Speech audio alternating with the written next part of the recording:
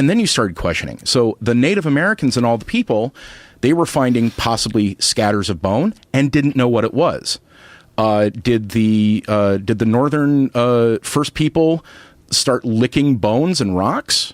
No. We discovered that, the science, as it figures out, going, hey, this is porous material. If I lick porous material, it's going to stick to my tongue. Holy fuck, that's a fossil. This kind of just... on Instagram not too long ago of one of my pipes situated next to the catechism, a hard copy of the catechism. And one of my followers said, "You're already reading the catechism. You are really going in full force." I said, "Well, sir, that's what you do when you're Catholic. You read the catechism."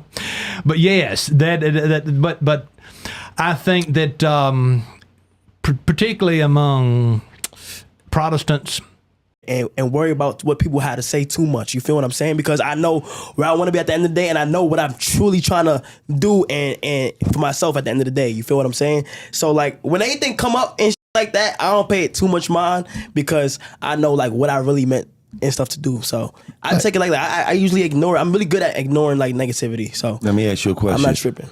Coming up, was you a popular kid coming up, or did you just get your niche somewhere along the game? I was just a dumb nigga in class who liked to have something that homeless people can go to in areas, like, not to saying to get rid of them. I'm not prejudiced, because our homeless they're people too in our city.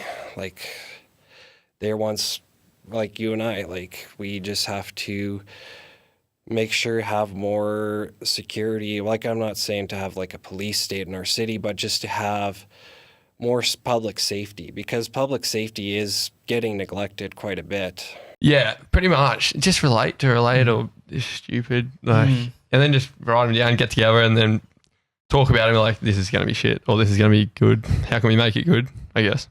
Yeah, and just go from there. Yeah, but I don't know. It kind of comes natural. Most comedians have either like an airport or plane joke around related, because obviously it's a very relatable thing. It feels like when you're on a plane or you're in transit, ideas come. Do you find it coming to Melbourne, being on the flight? They don't want to spend time there. It's not like, you're working at some sort of shop where people are like browsing or anything.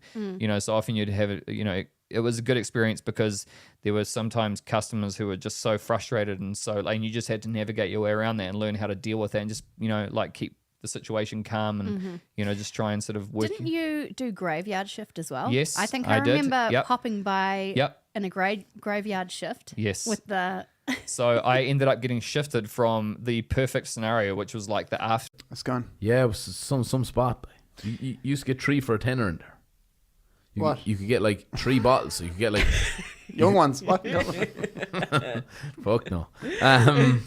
3 for a tenner, you get like 3 vodkas and you just pour them into one glass then, or Wicked, whatever you... Fat frogs. Yeah, but people used to be going around, like fellas going around with 3 bottles of Wicked like for a tenner. It was a wild place. Sugar rush, lad. I seen some things going on that place. I seen the fella from out of town, and I was really kind of, out of town people. Fall into easy judgments about other cultures and other countries and other people. And I only say the 1%. Sometimes that can be inflected with a little bit of a sense of superiority, and I talk a bit about that in my book, a slight feeling that we weren't really quite like other people. Other people were maybe not quite as smart or not quite as literary, and I don't, I strive not to endorse, or whatever is in me remains in me of that. And obviously, all the cosmos that she kind of received. And no, it's just I thought he was a very well-rounded, very well-written character. That was sympathetic and that followed his true passion, which was mythology, Greek mythology, ancient history, folklore, that kind of stuff, and to come across. One egg, one basket, and I'm going to obsess over this. Yeah. Would you say you were quite obsessive at that time? It was the only thing that I ever did. It was I didn't like school. I only went to school because of my mates. I had a great attendance record. That was the only good thing about my school report was my attendance record. Probably because that was put in from my dad, as in being on time, not missing a day. I mean, when I was poorly at home, my mum and dad used to kick me out of the bed and said, "Get yourself into school." So that Yeah, it was. My kid's life had used his credit card number with his authority to make phone calls for AT&T. I thought it was some mad. I don't know what I thought. So he literally came back in. There was a lad called Paul Lawrence working there. He said, John, this isn't. I said, so he said, look, you'll have to pay this off. He said, we'll still give you the job. You can come back. He said, but we will have to deduct money for this phone bill, whatever it is when it comes in the drug scene. Yeah. But before we get into your story, right? Yep. If you can talk me through the day you were launching your book. I know it was CrimeCon. There's also a synchronicity in that story. Oh, most definitely. And it was, talk about fate.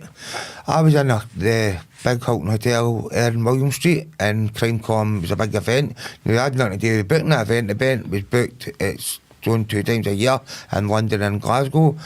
And I happened to be in the toilet, and I'd been at the bar showing. That's what I used to work now. No, because we didn't rate them in the 80s. I'm just telling you, I don't disrespect them. Of course they got some naughty boys, a rough old city, right?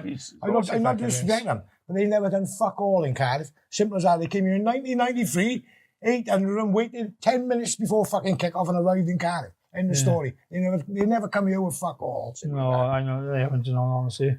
They come to Neath, which is a big No, they never come here with fuck all. Well, they come to Neath 3 miles away. That's what they do, because you've mentioned this before. Have they ever been here same? Come on. They come FA Cup, James. Into that which sounds so preposterous that you need to check it out. Then go and check it first.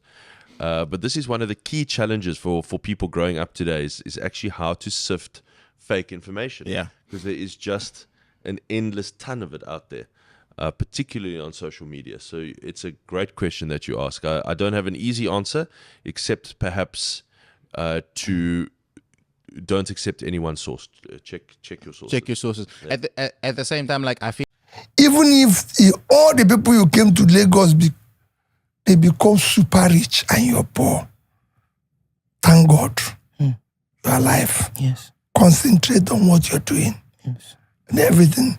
Remain prayerful in your life and everything. And for me, that's been my guidance, whether it's in public, in private, in everything I've done in my life. And I've passed through places where I can tell people, you say, listen to what you say, just listen to yourself. You, Jeffrey, say, you think Cartel is one of the greatest artists ever. Yeah. And you're going to put him 50-50? Yeah, because even Michael Jackson had a time where he wasn't producing good songs and he had the best quality. Well, not just the good songs, the people that take on to the songs. Again, remember what he talked about this quality thing? I'm a proof to you, say Buju greatest album, I when him did Young, early in their career. Jay greatest album, I when him did from business development director or manager or whatever to like content lead for a period of 2 years, and to really just pursue what my vision was for like the content across like Gravity Media. Due to natural like turnover, the current sales team at that point of time, 2 of them left and there was vacancy. Then both John and Jackie were like, Dan, can you please come back and like lead the sales team? And like to me, I was very hesitant at the time, but I realized that now that I was equipped with the creativity from like working on the content side of things, that now I can bring all of that into the